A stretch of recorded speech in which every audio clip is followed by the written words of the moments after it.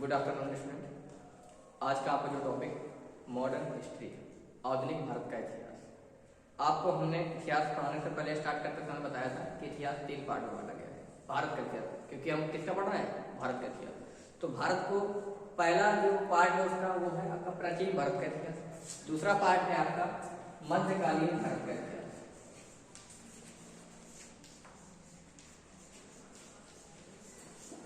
और तीसरा पार्ट है आपका आधुनिक भारत का इतिहास। देखिए, आपको हमने प्राचीन भारत के इतिहास में लगभग हर चीज पढ़ा दी है। आपको थोड़ा बहुत चीजें रह गई हैं, वो हम आपको कवर करा देंगे। आपकी एग्जाम को आज देखने के हिसाब से देखा जाए तो एग्जाम में जो क्वेश्चन सेटअप रखा जाता है, ये तो प्राचीन भारत के इतिहास पे मैक्सिमम टाइम, फिर आधुनिक भारत के इतिहास पे, मध्यकालीन भारत का थोड़ा वर्टेज कम रहता है, तो उसको हम बाद में बढ़ाएंगे। तो स्टार्ट किसको करना है हमको, आधुनिक भारत के इतिहास। प्राचीन भारत के इतिहास हो चुका है, तो आधुनिक भारत के इतिहास में क्या भारत को हमने जब डिवाइड किया तो पहली बात ये होनी चाहिए कि आधुनिक भारत क्यों बोलते हैं। क्या इससे पहले भारत आधुनिक नहीं था? क्या इस टाइम से ये भारत आधुनिक हुआ? तो देखिए, क्या होता क्या है, जो भी इतिहास लेखन होता है ना, इतिहास लेखन में कहीं ना कहीं किसी न किसी तरीके से इतिहासकार की छाया पड़ी जाती है।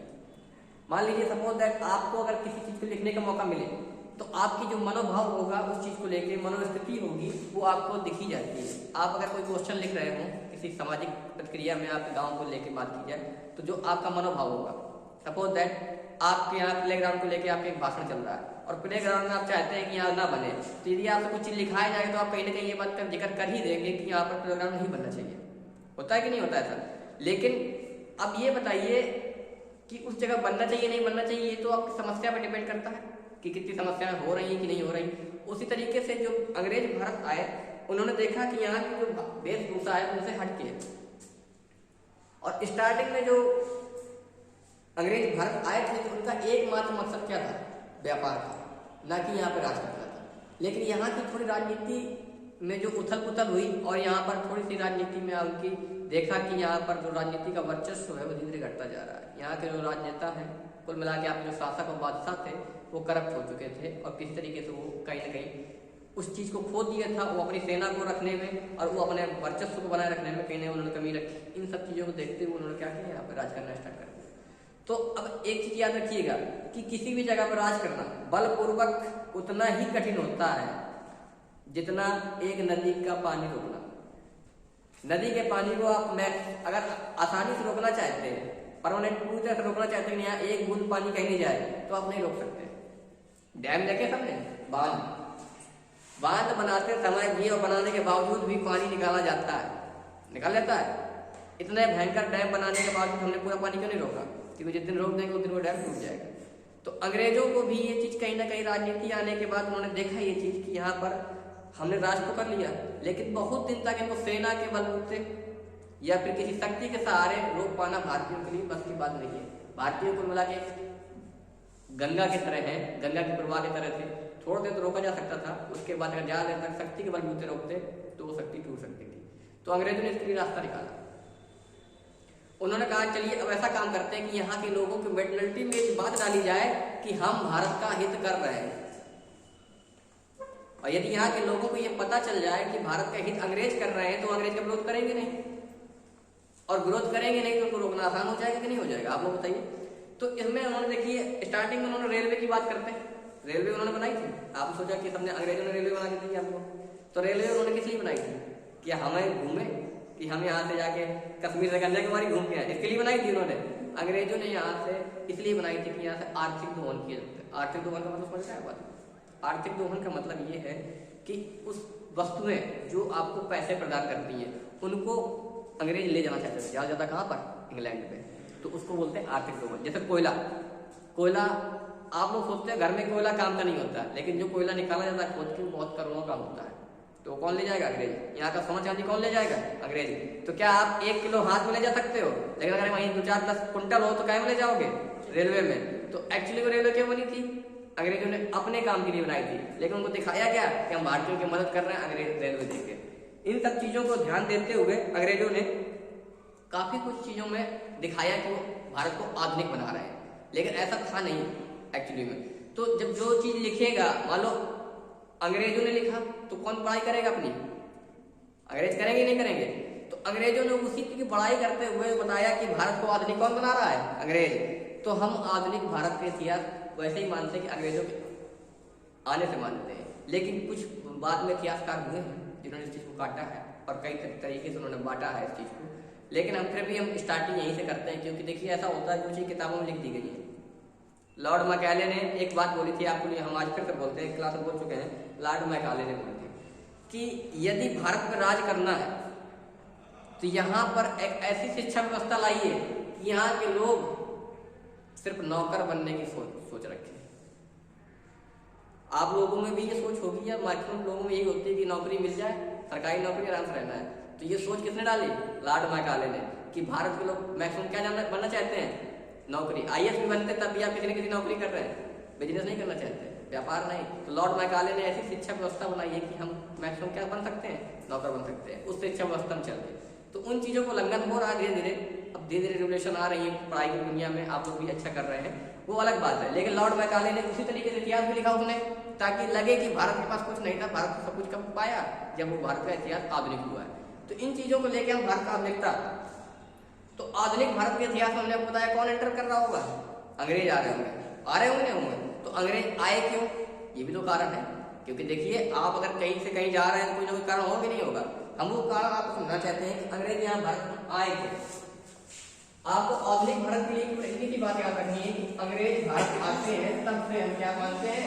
आधुनिक भारत का इतिहास शुरू मानते हैं। तो अगर भारत अंग्रेज आने से शुरू मानते हैं तो अंग्रेजों को आए क्यों भारत? उसका भी तो एक कारण होना चाहिए कि नहीं? तो वो कारण हम आपको बताते हैं। देखिए बेटा, आपको हमने कितने माध्यम? 7 माध्यम बताए थे। तो 2 माध्यम की बात करते हैं। देखिए 8 में युक्ति अच्छी है नहीं है और ना ही 8 में है, लेकिन आप समझाने की कोशिश के लिए बता रहा हूँ कि ये मान लीजिए आपका एशिया है। इस तरीके से बॉक्सेस में डिवाइड कर लेते हैं। यहाँ पे क्या है? आपकी क्या है? एशिया है। इसके ऊपर आपकी यूरोप है। कौन सी है? यूरोप। इसके नीचे आपकी क्या है? ये आपका क्या है? अफ्रीका है। और एक ये आगे आपका उत्तरी महाद्वीप, उत्तरी अमेरिका है।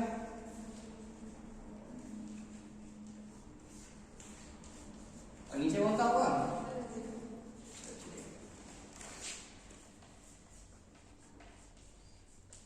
देखिए हम स्टोरी समझाते हैं आपको। यहाँ सब कुछ है चीजें।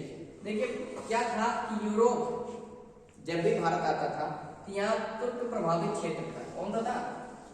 तुर्क प्रभावित क्षेत्र।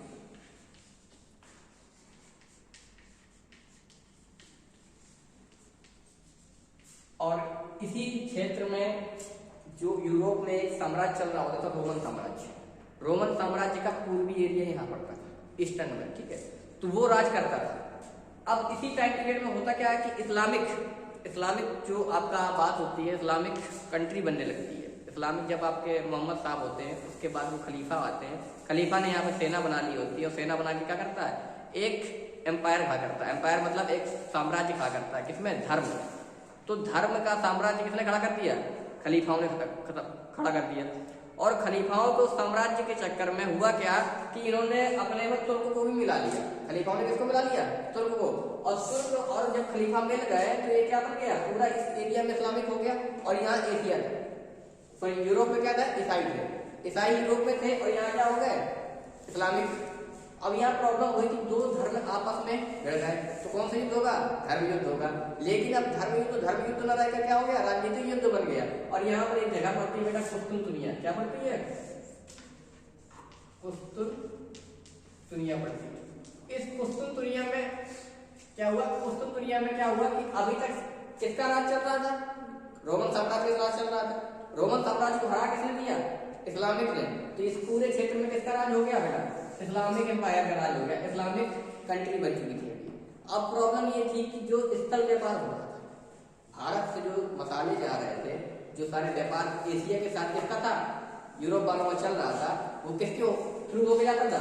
कुस्तुनतुनिया के थ्रू हो गया। और उस पर राज किसका हो गया? इस्लामिक कंट्री की। और उससे पहले कौन सा युद्ध हो चुका था? धर्म युद्ध हो चुका था। किस किसके बीच में?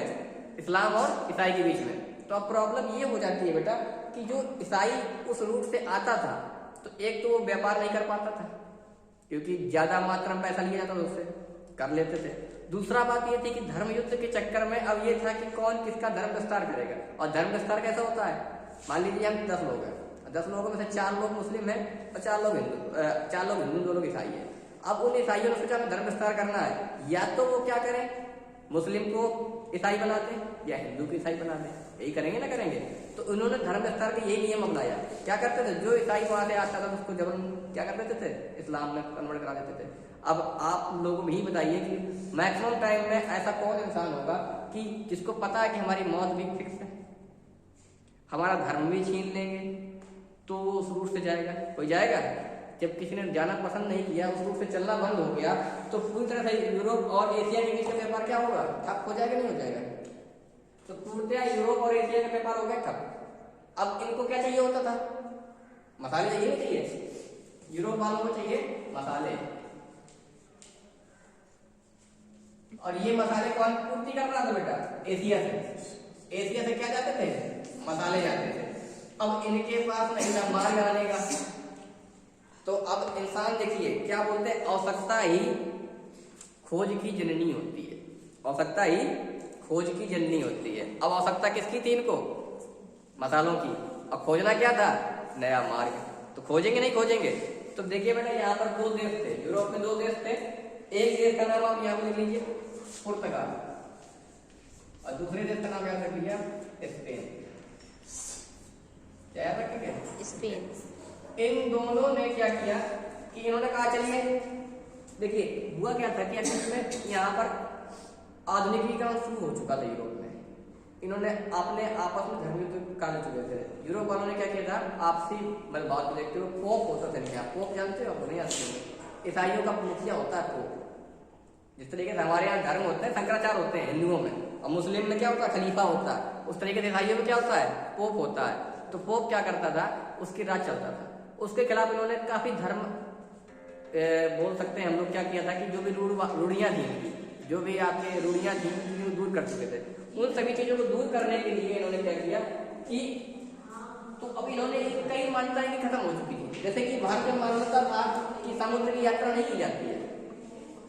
क्या मानता थी भारत में, आज पहले की मान्यता मानते थे समुद्र में यात्रा करना क्या होता है, अधर्म होता है।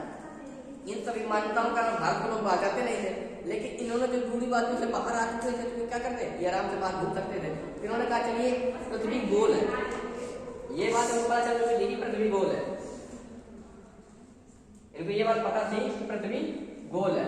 तो पृथ्वी गोल है तो उन्होंने कहा कि चाहे पूरब से जाए और चाहे पश्चिम से जाए, पहुंचेंगे तो अपने गंतव्य स्थान तक ही ना। तो इन्होंने क्या किया, इन्होंने कहा कि यहाँ से निकलते हैं, यहाँ से निकलते हैं। और निकलने से स्पेन से कौन निकला था बेटा, कोलंबस। स्पेन से कौन निकला, कोलंबस। और ये कहाँ पहुंच जाता है, ये निकल के सीधे जाता है, ये कहाँ जाता है, सीधे, और सीधे कहाँ पहुंच जाता है, उत्तरी अमेरिका में। और यहाँ से कौन निकलता है, वास्को डी गामा। और ये कहाँ पहुंचता है, भारत के कालीकट बंदरगाह में, यमुना उसमें उसका शासक होता है और उसका स्वागत करता है। बेटा आज के लिए आपके लिए यहीं पे स्टॉप करते हैं। आपको इंट्रोडक्शन दे दिया कि किस तरीके से भारत में आगमन हो रहा है विदेशियों का, और किस तरीके से यूरोप के लोग आते हैं, और कारण क्या था, व्यापार था। इन सभी चीजों को देखते हुए अभी आपको आगे वीडियो में कंटिन्यू रखेंगे चीजों को। चलिए आज के लिए थैंक यू।